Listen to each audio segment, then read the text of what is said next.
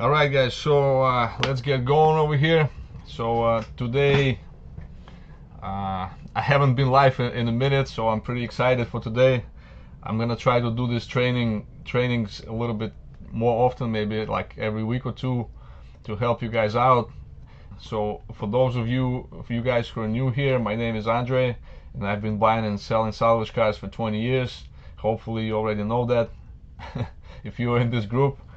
So today we're going to talk about how to find the best salvage cars to flip and how to make $5,000-$10,000 a month or more flipping them. All right, this is going to be a lesson that I took from my main program, which I'm going to talk about later in the video. It's called Salvage Secrets Masterclass, and this is like one of the lessons from that program that I modified slightly for this presentation. So let's get right into it. So today we're going to talk about what makes and models should you buy. So I'm going to talk about the most popular cars that we usually buy and which cars you should avoid. We'll talk about also like what year, mileage cars should you buy, and what type of cars, what makes and models are the most popular that we buy with the most profit potential. We'll talk about risk and reward, which I don't think I spoke about this before, but basically I'll talk about what types of cars offer the most reward with the minimum risk, and which cars you should avoid. Because bottom line is, guys, in this business or any business, especially car business, you have to take some sort of risk, otherwise you're not going to make any money. So we're going to talk about that, and I'll show you guys what to do if you're a beginner, and if you're a more seasoned flipper. I'll show you as well, like I'll give you some tips on that as well. So how to minimize your risk and maximize your reward. What type of damage is the best? We'll talk about that as well, because obviously there are salvage cars with different types of damage, like collision damage, water damage, mechanical, undercarriage, all different types of damage. So we'll talk about that and figure out what are the best types of damage that I recommend. And in the end, I'm gonna do a live Q&A. So if you have any questions, drop them in the chat, and I'll do my best to answer them if we have time left. All right, so what makes and models should you buy? Great question, right? So the first question that I like to ask myself when I'm buying cars is, who is a potential buyer for the car? So what I mean by that is, like, let's say you found a 2008 Buick Encore or something like that with 125,000 miles. You should ask yourself, like, when I buy this car, like, who am I gonna sell it to? Like, how does the potential buyer look like? Obviously, like a Buick, it's usually for older people. And older people, I don't think they're like too excited to buy a salvage car, first of all. Second of all, like, they're usually probably not gonna go for like older car. They're not gonna go for a high mileage car. So if you buy a 2008, like a 15-year-old Buick with 125,000 miles, even though you can get a good deal on it and it's going to be pretty cheap, it's going to be hard for you to sell it, because nobody's looking for this type of car. Versus if you buy a car that's let's say like a low mileage convertible BMW, even if it's a little older, but it has like 40,000 miles, let's say, and it's a convertible, nice color, nice options, there's going to be a lot of potential buyers for that type of car. Or if you buy a family SUV, for example, that everybody's looking for, like a big family 3 rows SUV with low mileage, these kind of cars are easy to sell, and it's going to be easy to find a buyer. So for example, I'll show you a couple cars that we used to have, like this 2012 Fiat 500, for example, with 48,000 miles that we had like a while ago. But I just wanted to illustrate my point. So this car looks nice. It's a nice red color, little car, very popular in the city, easy to park. But the thing is, these type of cars are usually for girls, right? So a girl or a woman will buy this type of car, especially in this color. And this particular car had a stick shift. It was like a manual transmission, and for that reason, this car, even though we were selling it pretty cheap, I think like $5,000-6,000, which is not a lot of money.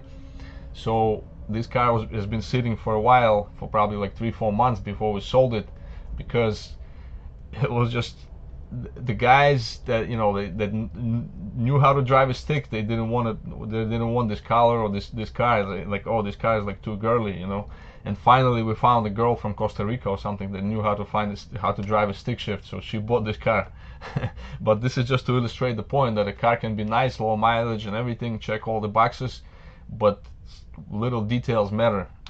And as the opposite example, like this 2017 Nissan Sentra with 40,000 miles that we had, this car was sold within like a week, because this is like a pretty popular car, a small commuter sedan, good on gas, with very low miles. It had like 40,000 miles, and the price was like $8,000 or something, so it was very affordable.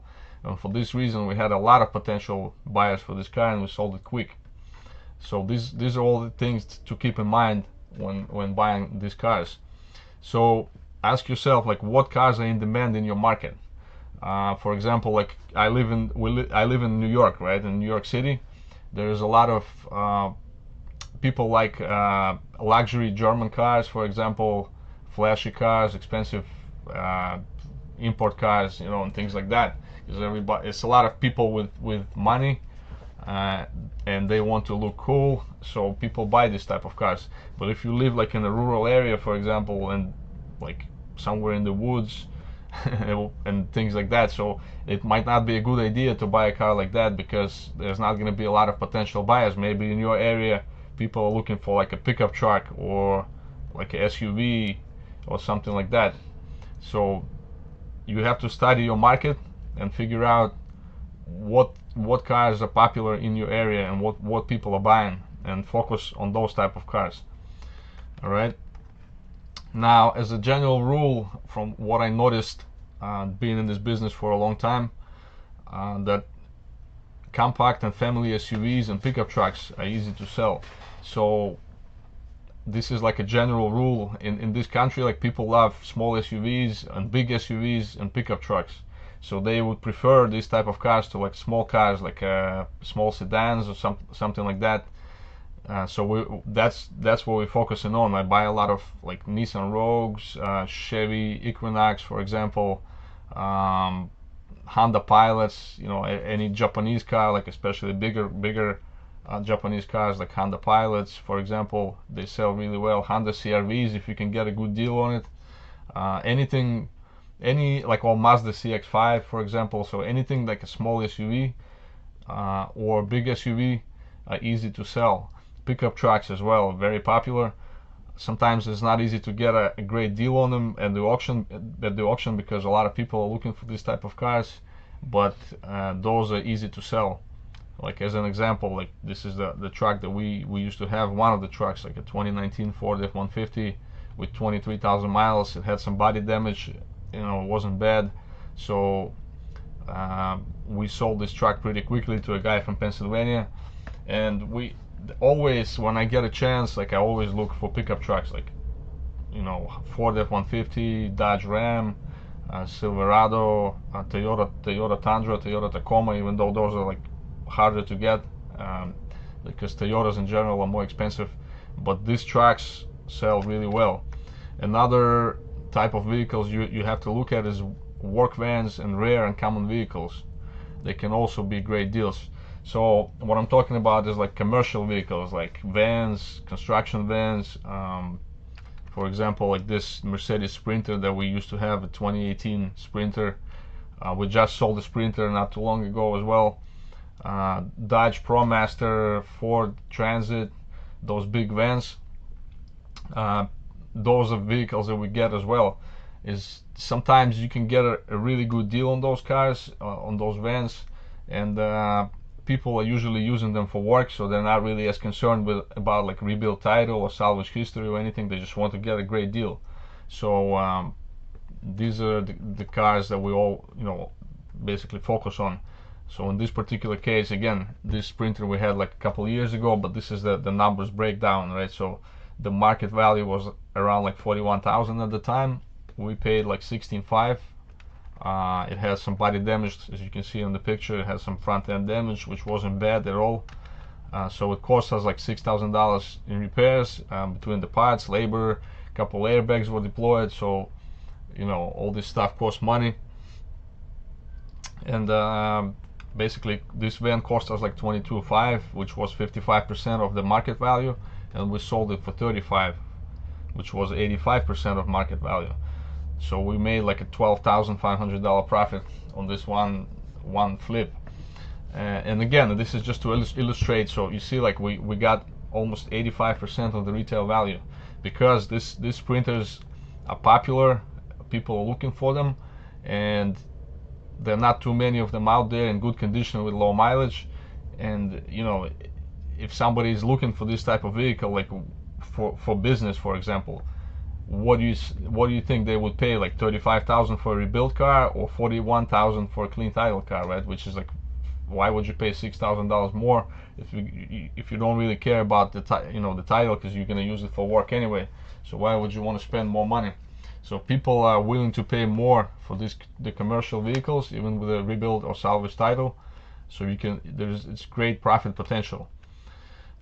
And one more tip I can give you guys is get cars with as many options as possible. That's another thing. Like people, like I always prefer buying cars with like higher trim levels. So don't buy like base model cars if possible. Like, you know, if it has leather or camera, navigation system, like, you know, some kind of upgraded features and options, that's always preferable to like a base model car. And another thing I wanted to mention while I'm thinking about it is like, try to avoid like really mass production like cars that are like everybody has on every corner. For example, if you're buying like a Nissan Sentra or Toyota Corolla, or like small sedans like that, especially like a base model, they're very hard to sell, just because there's so many of them everywhere, and it's very easy to you know, anybody can go to any dealership and buy one. And also the lease is very cheap on those cars, so like $150-200 a month, maybe $250. You can lease one, like a brand new one with warranty. You don't have to worry about the title or anything. So like it's gonna be very hard for you to sell that type of car, even if it's like newer with low miles. But people would rather go and lease one, or you know, buy one somewhere, because it's cheap. Those cars are cheap to lease, and they're not too expensive in general. And especially if it's like a base model, it's gonna be very hard for you to sell. And also, like as a general rule, like for example, you know, I always try to, let's say if you're looking at like a Honda Civic versus Honda Accord, right? I would also always prefer Honda Accord, like a bigger car with more options, like a bigger sedan versus a small sedan, because you know, the price difference is not that much, and people are like, okay, should I get, you know, I can get a Civic for like $15,000, for example, or I can spend like $3,000 more and get an Accord, which is a much bigger, much nicer car, right? So people would almost always, they would prefer like a bigger car with more space, and pay a little more money. So from my experience, for example, like Honda Civics have been pretty hard for me to sell, even though they do sell because people love Hondas, but the Accords sell better.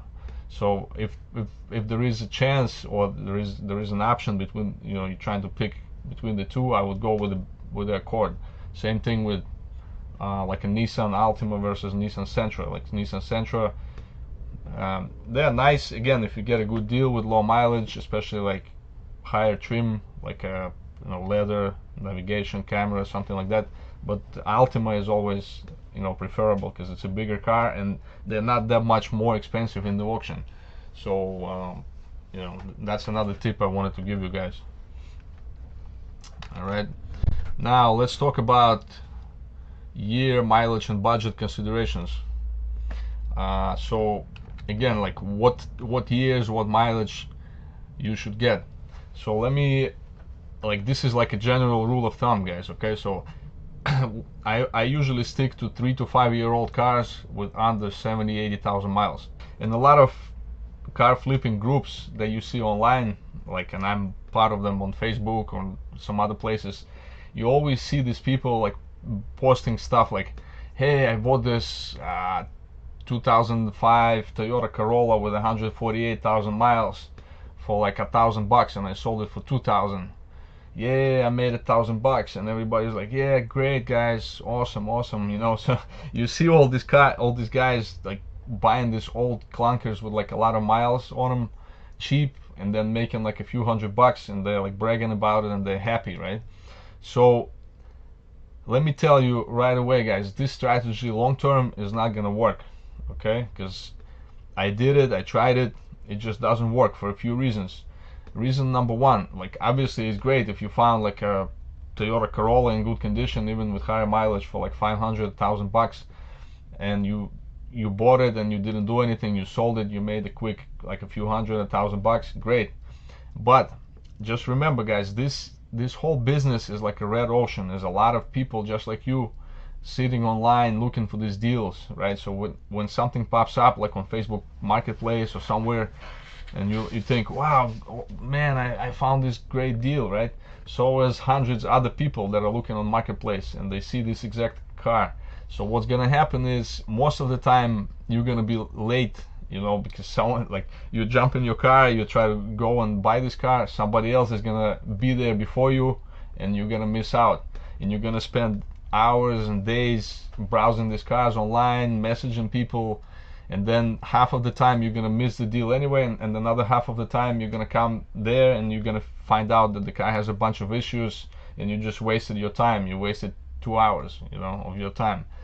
And then even if you do get lucky, because sometimes people even win the lottery, you know, and you can get lucky, but the problem is, you know, you're gonna, or let's say you're gonna make $1,000 here and there, and you're like, wow, I'm cool, you know, you start feeling like you are a flipper, you like, you know what you're doing, and then on the next car that you buy, you're gonna drive home, and then boom, the tranny is gonna blow up, and you're like, man, now I gotta spend $2,000 fixing this tranny, and all your profit from all your previous flips basically goes down the drain. And this is gonna keep happening over and over and over again. All right, so even if you do get lucky and you make some money, you're gonna lose it on your next flip. So this, trust me, guys, this old mileage, like old cars with high miles, this stuff doesn't work. It doesn't work. Just throw it out of your head, okay? Another reason to stay away from these cars is the type of buyers that usually buy these cars. That's another reason why I stopped messing with these cars, because the problem is, you know, when I just got into the car flipping game, I thought cheaper cars sell, it's easier to sell cheaper cars. I thought like, wow, you know, I'm gonna post it and it's gonna be a cheap car, I'm gonna sell it quick. But the reality is that's not the case, guys. The reality is every type of car has a certain type of buyer that's attracted to this car or that's looking for this car. So when you sell cheap cars, you attract cheap buyers. That's the bottom line. These people usually are like, they don't have too much money to spare. They're usually spending their last money, so they want to make sure that the car they're buying is a good car with no problems.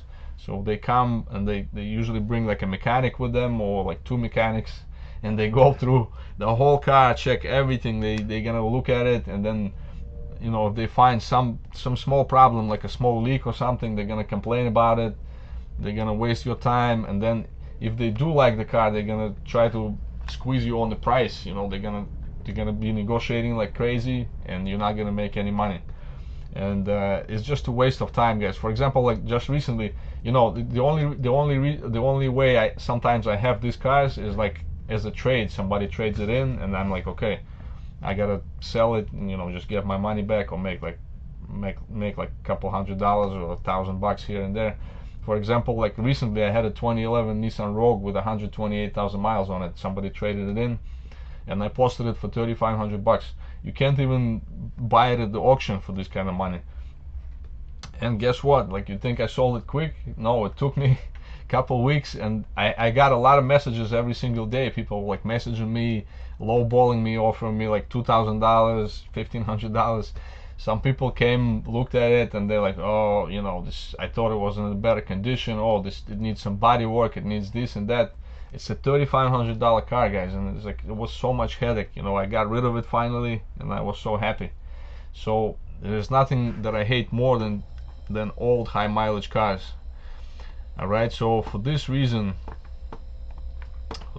guys, you should be focusing on 3 to 5 year old cars with under 70,000-80,000 miles.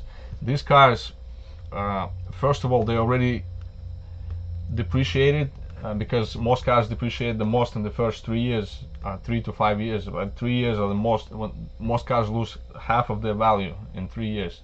So these cars already depreciated a lot, and you're still buying them cheaper because of the salvage history or some damage, but they still have pretty high value.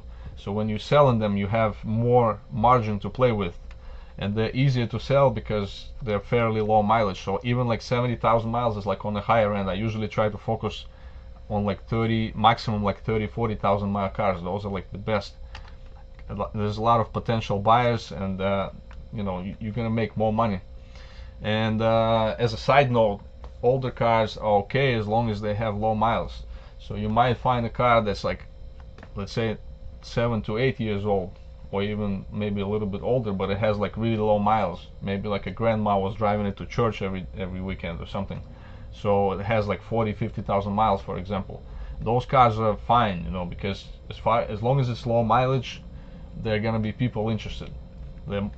Like mileage is one of the main things that people look at when shopping for a car. Everybody tries to get a car with low mileage, and it's harder to sell cars with high mileage. Again, at least in my area. In your area it might be a little different. Let's say if you live somewhere where people drive a lot on the highway, it might be different, because like people, you know, on the highway, you know, is not as much wear and tear, let's say, if you as versus driving in the city, in traffic and stop and go and lights and things like that, bad roads. So maybe in your area people don't mind like higher mileage cars, but in my area, for example, it's very important. And another tip I can give you guys, as a beginner, get something that you can sell for under $10,000 to $12,000, because this is like a sweet spot. Most people can have this money in cash, and you know, you don't have to go through a bank or deal with financing and all the other stuff, because as a beginner you're probably not gonna have all this set up, even though it's possible, but it's just easier. And in general it's just easier, like it's a good, like a price point, I would say like under 15K, that people you know, they can still spend, like, you know, they have cash and they can buy it in cash. Because when you start getting into like $20,000-$30,000 cars, there's more things that, you know, come into play. So that price point, people usually want to finance, they want some kind of warranty, sometimes they don't want to deal with like a private seller, they want to deal with a dealership because they want some kind of reassurance that the car is good. So yeah, this, I would recommend you stay in this price range. Under 10 it's even better. If you can get like a good deal, and you know, you can still have some margin for profit, that's awesome. Aim for at least 15-20% profit margin or more. Okay, so you have to make money, guys. You know, you putting in a lot of work into this. All this, you know, buying and selling salvage cars, it takes a lot of time, a lot of effort, there's a lot of risk involved, so you have to get paid. You know, if you're making like 10% or less in profit, then it doesn't make sense. You might as well just, you know, do something else. And sometimes, you know, this is like the bare minimum I'm talking about. So if you know, this is for something that, like, cheaper cars with not a lot of damage, you know, I would say like theft recoveries or like light collision damage or something. If you are buying something more expensive for like $15,000-$20,000 or more, you should aim for like at least 20-25% profit or more. Sometimes we make like 50% profit, which is not every time, but you know, this is what you should aim for. And don't get emotional, okay? So make sure the numbers work, otherwise stay away. So it's a lot of fish in the sea, trust me. So if the numbers don't make sense, let's say you in the auction, you said like the highest limit that you want to spend on the car, if it goes over that amount, don't buy it, just keep it and wait for another car. because it's much better not to buy anything and just not waste your time than buy something for top dollar, overpay, and then basically do all the work, get the parts, repairs, everything, and then in the end don't make any money. So it doesn't make any sense. All right, so let's see. Awesome. Hi, listening. Great. Guess all I need is an extra 15K laying around to risk on a salvage car. I need to find the training on how to acquire 15K. All right, Isaac. So you don't need 15K. I mean, you can start with like even 5 to 7K. That's a good amount to start. But if you're thinking that you're gonna start with like $1,000, $2,000, that's not gonna happen. Unfortunately, I wish I could tell you something else, but it's not gonna work. Cheap cars was my only hope. Again, when you're a beginner, you don't have to jump into like $5,000-$10,000 cars right away. All I'm saying is, don't expect, if you buy a cheap car, don't expect to make like killing on it. Don't expect to buy a car for $3,000 and make like $5,000 profit. That's not gonna happen. Okay, but I'll show you guys in a little bit. I'll show you some cars that we bought recently, and you'll see that even with not a lot of money, you can make a good profit. All right, so let's talk about what type of damage is the best.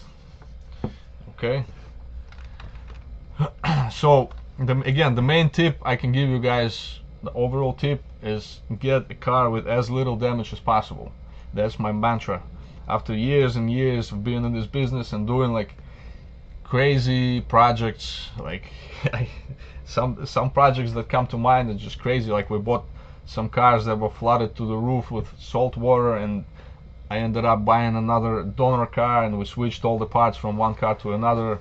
So basically stripped the car down to the frame and then switched all the parts from a good car, and then it was just crazy, just insane. And in the end, obviously, we didn't make any money, or made a little money, which was not didn't justify all the work. So this is the best tip I can give you guys: get a car with as little damage as possible. Might sound simple, and what exactly is as little damage as possible, right? So I'll show you guys some examples as well in a moment, but it's probably less than you think. Okay. Like I got really lazy like in the last few years, like not lazy, but I would say more smart, so I would rather pay more for a car with very little amount of damage than pay cheap for something that has a lot of damage.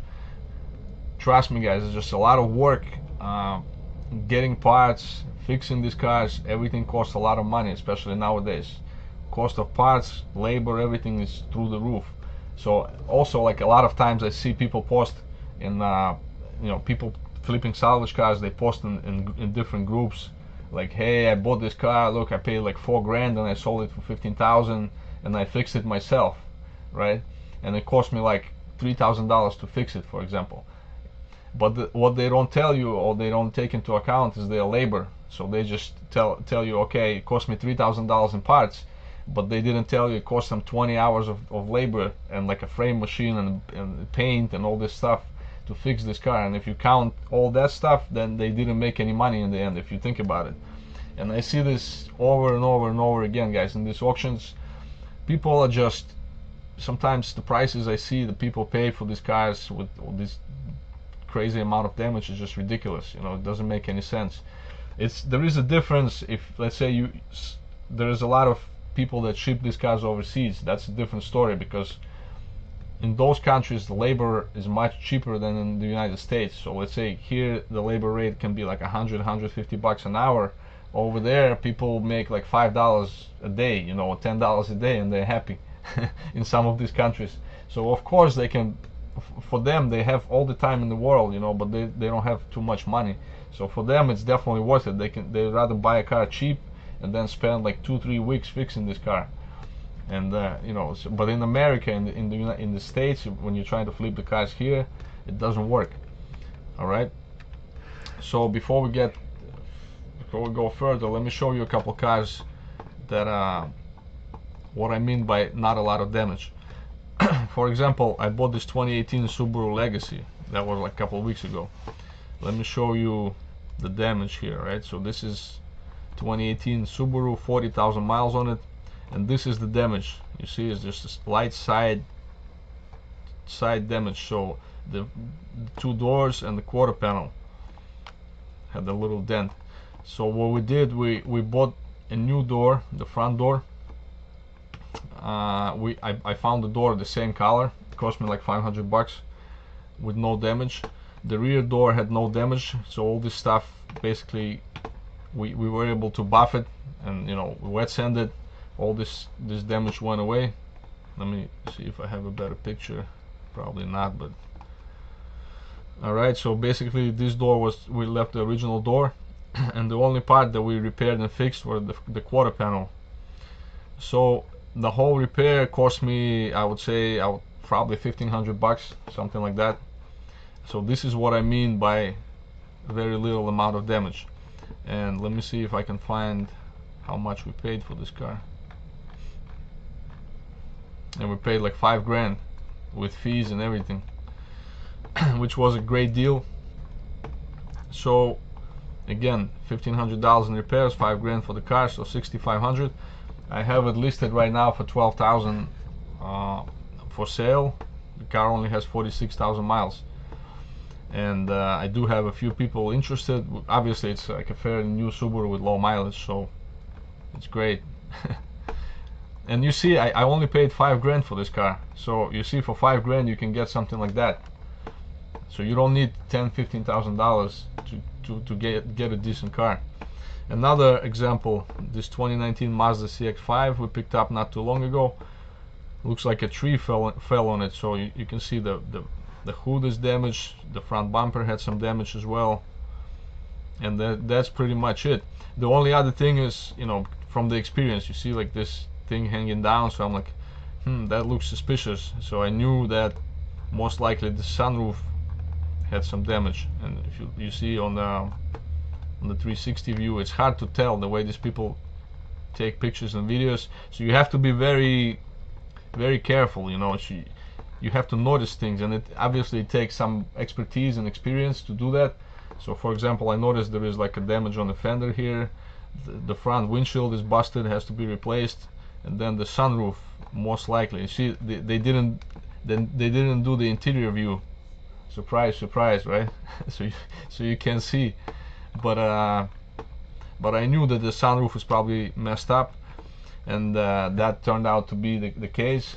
So when I bought this car, I estimated, I knew exactly what I need to replace. So the hood, bumper, fender, sunroof. Even this, for me, it's a lot of, it's like, it's pretty, you know, it's a lot of damage. But I got a pretty good deal on it. I paid like 8,600 with fees, 87 for a 2019 Mazda with 24,000 miles.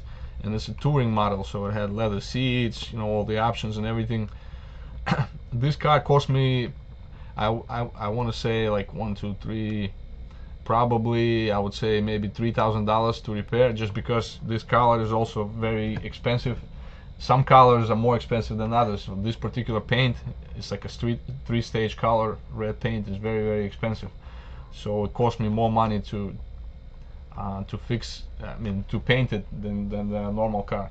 But anyway, all in all, this car cost me like $12,000. We sold it for like 16, so I made like $4,000 profit pretty quickly, actually, because these cars are very popular. So that was another good deal. And look at this one. This is just to illustrate that all the cars, sometimes you can find like a gem diamond in the rough, right? So this is a 2012 Forester. This thing is 11 years old, but look, it looks like new, right? It's only had 24,000 original miles, and this is the damage, guys. As you can see, basically the rear lift gate and the bumper, you know, that's it. No other damage. Very light, very minor damage. Let me just drink. And that's why I bought this car, because I knew that. And look at the inside, it's like a brand new car, 2012. You can tell that the mileage is definitely original. I paid only like 4 grand for this car, which was a really good deal. And what happened was, I actually found a used Forester, like at the junkyard, the same color, and I bought the lift gate and the bumper already painted the same color, and I paid like 500 bucks for both of them. So all I did was just install these parts. I didn't have to paint anything, do anything. So this car cost me like 4,500. I sold it for $9,000 to one of our customers. Which, so I made $4,500 profit on $4,500 car, 100% profit, which is pretty amazing. But this is just, obviously this doesn't happen every day. So, but just to illustrate what's possible, guys, all right? So things like that, you know, you're not gonna find cars like this every day. This is like a unicorn, you know. But I'm just showing you what little damage looks like, so you understand what I'm talking about, okay, and what's possible. So again, with $5,000 you can get a pretty good car and make a good money if you're patient, if you don't, you know, make any silly mistakes. So get a car with as little damage as possible. Now, what types of damage is the best, right? So theft recoveries, hail damage, light collision damage cars are great for beginners. I consider them like low risk. Again, these cars usually don't have a lot of damage, and if you're not a mechanic, if you don't have a body shop, these cars are great to buy as a beginner, because you can make, you know, you don't have to spend a lot of money in repairs, and you can make some money. So they're considered low risk. Again, guys, one caveat, right? If you, let's say you have a body shop, or you know somebody who can do body work for you cheap or something, or you can do it yourself, for example, that might change things. So then you can get, let's say you can get a collision car with a little more damage, and it still could make sense for you because you can fix it on your spare time. You don't have anybody, you don't have to pay anybody, you can do it on your own time, and you can make money. Great. But if you're like me, if you don't have a body shop, I mean, we have a couple shops that we work with. They give us good deals. So I try to stick to cars with as little damage as possible. With hail damage as well, it depends. Some hail damage is really bad, but with like light hail damage, you can even do PDR, which is like paintless dent removal. There are guys that they repair dents without painting the whole panel, and this might work as well, really well. Theft recoveries, you know, also they're great cars to buy. The problem is they're very hard to get good deals on, because obviously everybody's looking for these cars, you know. So don't expect to make a lot of money. So what happens is, as the opposite, flat cars, undercarriage damage, mechanical damage, they're the highest risk. So I would definitely recommend you stay away from those cars if you're a beginner. Flat cars are probably the riskiest ones. I'm not gonna get into this today because it's just you know, a topic for another video, because there's just so much that goes into it. But again, these cars are very high risk. But then you have to, you can expect higher return as well.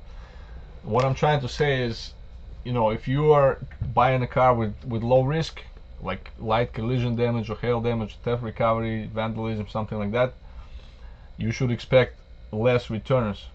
When you buy a car with a higher risk, you should expect higher returns. Otherwise, it doesn't make sense. So you should always consider your risk when buying these cars.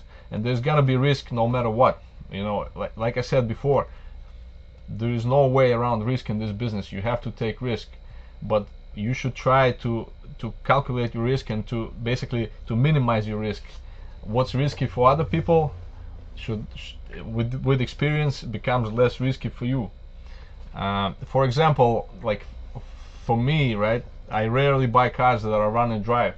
Most of the cars that we buy, they don't start for whatever reason. Either there is no key, or there is some kind of electrical problem or something, because it's less competitive. Like less people are willing to buy these cars because they don't know, like it's too risky for them. They don't know what's going on, why it doesn't start. Maybe the engine is blown, maybe there is some electrical problem they can't figure out.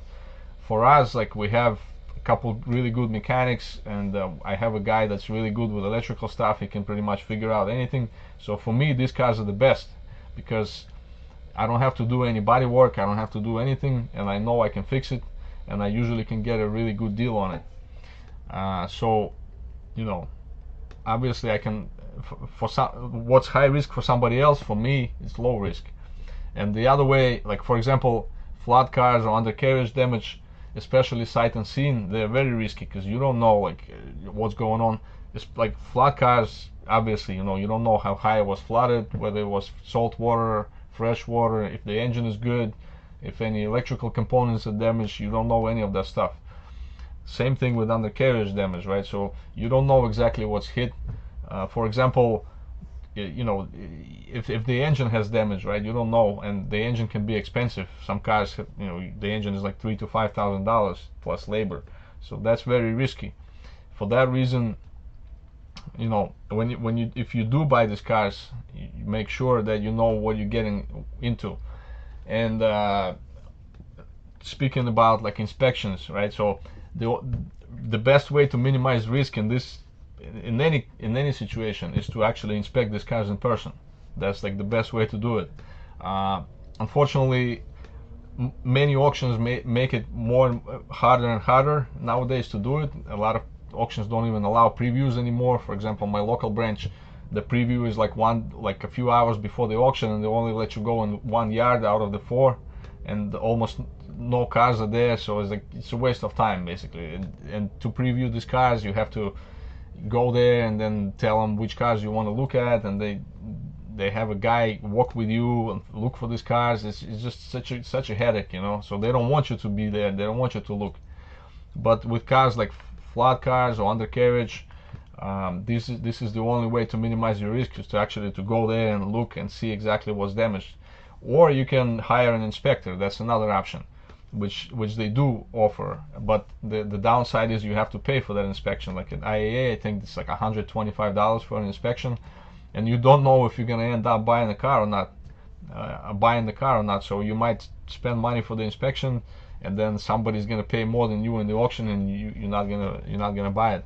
So I do inspections once in a while, not often, only for like specific cars that I'm really interested in, and I think that I have a pretty good shot on buying the car. Let's say if I'm buying a car for a customer and I know I can pay a little more money, or there is some special car that, you know, for whatever reason I'm interested in, I might do the inspection. At Copart, there's another great feature. It's called condition report. So you can order a condition report. I think it's like 30 or 40 bucks, which is pretty affordable. And the Copart employee actually goes and does videos of the car, and they go around it and, you know, make a video of the engine running. It's very useful for this kind of money. It's worth it. But if you're spending like $125, make sure that you have a pretty good shot on buying the car. All right. And again, the last and very important point is stay away from old high mileage cars, guys. That's just universal advice that I can give you. And just to give you some examples of high risk cars, we just recently bought this 2023 Alfa Romeo Giulia, which was a flood car. And if you look at the pictures, I mean, it looks pretty nice in the pictures. And if you, let's see here, it doesn't start obviously. And if you look at this picture, right, it says flood line is like right here. So it's like flooded up to half of the car. So for that reason, we bought it cheap, because everybody got scared. They're like, wow, this thing was really flooded really bad and it doesn't start, and it's a 23 Alfa Romeo. Is like crazy. It's too much risk. So we paid like 10 grand for it, something like that. But from my experience, just looking at this car, like on the pictures, I saw that it definitely, this water line is inaccurate. So there's no way this car was flooded up to here. I could tell was very little water in it. Maybe the carpet got wet at best. That's it. So most likely what happened is the engine sucked in some water, and maybe it got damaged, maybe not. So that was impossible to tell.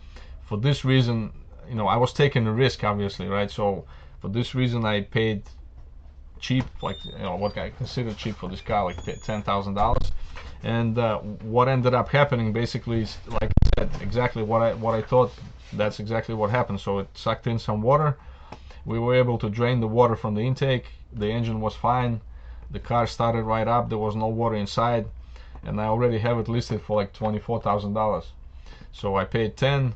Cost me maybe a couple $100, $300 to fix it, maybe 500, and I have it listed for 24 grand. I already have a couple people interested. So this is a high risk car. Another example is this 2020 BMW X1 we just got. Had some fire damage right here, as you can see.